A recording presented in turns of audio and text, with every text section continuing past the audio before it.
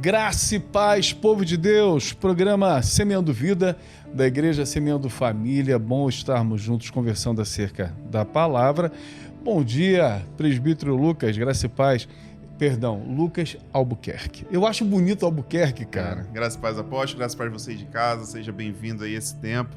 Que Deus possa falar no teu coração nessa manhã. Se você ainda não é inscrito no nosso canal, queria te fazer esse convite especial, clica no botão aqui embaixo. Você que está aí na Rádio Sudoeste, procura a gente também nas nossas redes sociais, só pesquisar por Semeando Família, para você ficar por dentro aí da nossa programação e das palavras que a gente tem trago aqui através dessas ferramentas. Amém. Domingo, dia 9. Dia 9 de abril agora, na igreja, no nosso musical de Páscoa, A Passagem. Vai ser um momento, com certeza, Deus vai falar conosco através dessa ferramenta também, que é a arte. Então, se você quiser vir prestigiar esse momento, receber um pouco da palavra de Deus, vem estar aqui conosco. Vai ser domingo agora, a partir das 19 horas. Mas eu queria te falar que chega cedo, porque vai faltar espaço, com certeza. Amém. A gente vê, né, alguns líderes evangélicos, alguns pastores.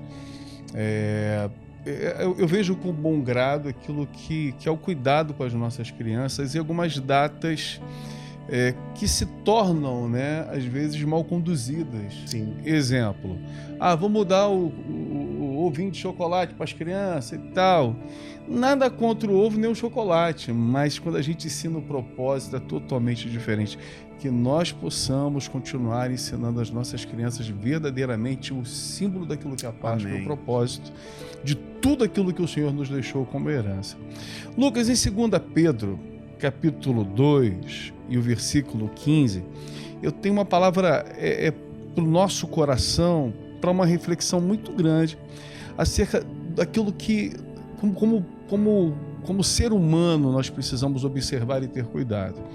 Pedro lhe diz assim: abandonando o reto caminho, ou outra tradução vai dizer, andando perdidos. Mas por que a gente abandona o reto caminho ou a gente anda perdido? Porque a gente se desvia do caminho certo, seguindo o caminho de Balaão. Olha o que ele está dizendo: filho de Beor, que cobiçou o dinheiro que ia receber fazendo aquilo que era mal. Balaão não era um profeta de Satanás, Balaão era um profeta de Deus. Ele por várias vezes, ele consagra a Deus, ele sacrifica para Deus, ele busca a Deus. Deus fala com ele, dizendo o que ele tinha que fazer. Balaque pede para ele, amaldiçoa esse povo que está chegando aqui. E quando ele ia se retirar para orar, Deus colocava a palavra na boca dele de bênção e ele abençoava. Só que em um momento, todas as ofertas de Balaque, né, aquilo que nesse tempo ele queria amaldiçoar o povo de Israel, era uma multidão entrando nas terras dele agora.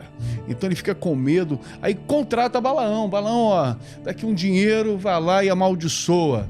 E Balaão não consegue fazê-lo, porque ele não era um profeta de Satanás, era um profeta de Deus, cara. Mas, como ele cobiça mais o dinheiro, ele começa a arquitetar, ter estratégias daquilo que é mal. Quantas pessoas, Lucas, eu conheço, e aquilo que é o chamado que você tem, um dia eu me lembro que peguei na tua mão, cara, eu orei assim: olha, que tudo aconteça, mas que você não se corrompa, que você não tenha preço, que você não se venda. Porque foi exatamente isso que aconteceu com o Balaão. De alguma forma, o coração dele se volta para aquilo que é o dinheiro, assim como foi com Lúcifer. Né? Lúcifer olhou: eu vou colocar o meu trono acima do trono de Deus. E a gente vê Uzias foi sacrificar, ele não podia fazê-lo, vai acender o incenso, aparece uma lepra na testa. A gente vai vendo algumas pessoas que começam bem, começam sendo de Deus, abrindo a boca para falar de Deus, mas no final, amando mais alguma coisa além daquilo que seria o Senhor, se corrompem e se perdem.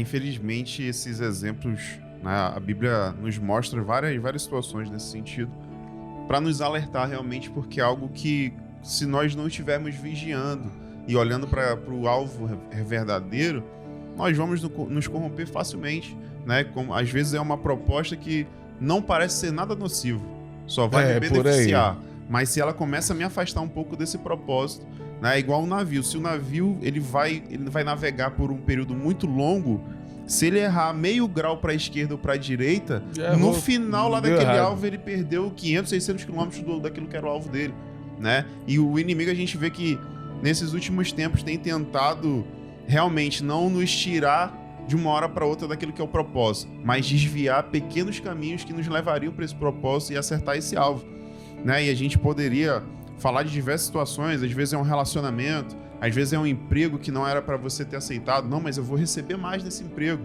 mas aí me afastou daquilo que era algumas atividades que eu tinha no corpo de Cristo, algumas ações que eu fazia com pessoas que eram necessitadas, e essas pequenas mudanças do trajeto nos faz sair desse caminho certo. Às vezes a gente não percebe, né? Porque são coisas sutis, né? Uma mudança não, hoje eu já não consigo mais chegar tão cedo no culto. Hoje eu já não consigo participar. Pequenas situações, são pequenas que coisas que quando a gente vai ver daqui a 5, 10 anos, a gente saiu completamente daquele que era o propósito de Deus para as nossas vidas. E aí, infelizmente, algumas sempre vai haver, né? Para toda ação há uma reação, para toda situação que a gente faz naquilo que é o mundo espiritual também há uma reação, seja para o lado bom, seja para o lado ruim. E se a gente se afasta do alvo, com certeza a gente não vai estar vivendo coisas boas de Deus. No livro do Apocalipse, né, Jesus dando a revelação para João, no capítulo 2, versículo 14, é como as coisas estão sempre ligadas no contexto espiritual, no contexto igreja, né? Ele está dizendo assim: tenho algumas coisas contra vocês, mas primeiro o relatório é legal, vocês estão guardando a fé, têm suportado com paciência aqueles que se dizem, mas não são, mas aqui dizendo, tenho algumas coisas contra vocês, há entre vocês alguns que seguem o ensinamento de Balaão, que mostrou a Balaque como fazer com que o povo de Israel pecasse. E a gente vai vendo que existe uma construção verdadeira de réplicas de pessoas que vão se corrompendo, né? Alguém faz uma proposta, mas eu tenho uma proposta para você, você vai ser pastor. Aí o cara vem para a igreja. Tem uma proposta para você, o que não? Eu fico vendo essas questões de proposta para manter alguém na igreja. Uma vez, eu preciso confessar o meu pecado, uma vez, uma família muito próxima à minha família, né, de relacionamento, de amizade, caminhávamos juntos na igreja. Aí essa família disse que estaria saindo, estava visitando outras igrejas para ir embora. Eu insisti, falei, cara, vamos tentar alinhar, vamos ficar, não vai. Foi a pior coisa que eu fiz, pior coisa. E eu aprendo com aquilo, não aprendo com os erros, eu aprendo deixando de errar, né? Corrigindo os erros a gente aprende. Porque às vezes o coração já foi, cara. O coração já foi, alguma coisa corrompeu, alguma proposta, alguma situação. E quando você tenta trazer para uma verdade daquilo que é o evangelho e a palavra, não tem jeito. Tinha um comercial, não é da sua época, dizia assim, o bicho do ran-ran pegou você, arranhando sua garganta. Quando o bichinho do ran-ran apega alguém que de soberba quer um cargo, que de soberba quer uma facilidade financeira, a gente vê Jesus falando, escreve aí, João, tenho contra algumas pessoas aí a igreja que está sustentando o que Balaque ensina, armando cilada. Isso é uma verdade hoje. Apóstolo. E trazendo para essa situação financeira, sempre é algo que Satanás vai utilizar, né?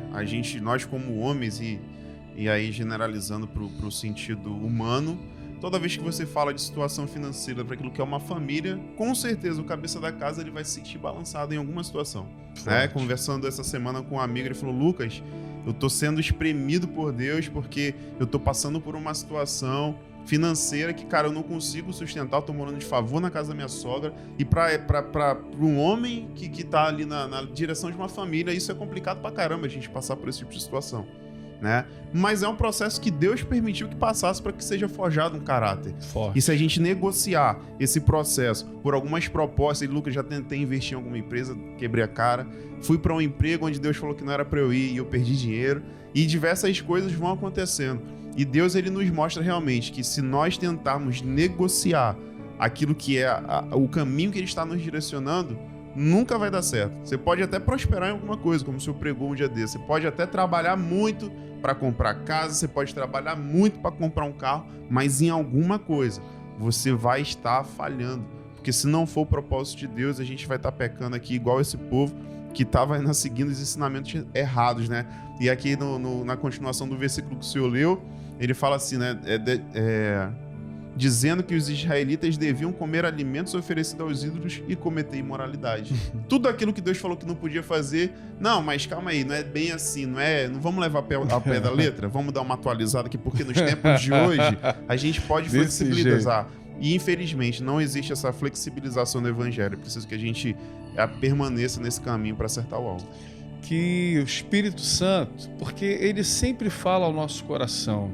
É aquela, às vezes a gente está falando de algumas questões nas escolas, né? A gente vai mostrando as minas do pecado, onde elas podem explodir. E algumas pessoas chegam, pastor, isso aqui é pecado? E aquilo dali é errado? Quando a pessoa chega a perguntar, é porque alguma coisa no coração já está incomodando. Já tem a dúvida, né? Isso é o Espírito Santo. Então que ele sinaliza no teu coração exatamente isso, onde estão as minas da tua vida, para que você não venha se corromper, se perder daquilo que é o caminho certo. Deus abençoe. Amém. Deus te abençoe. Até o próximo programa.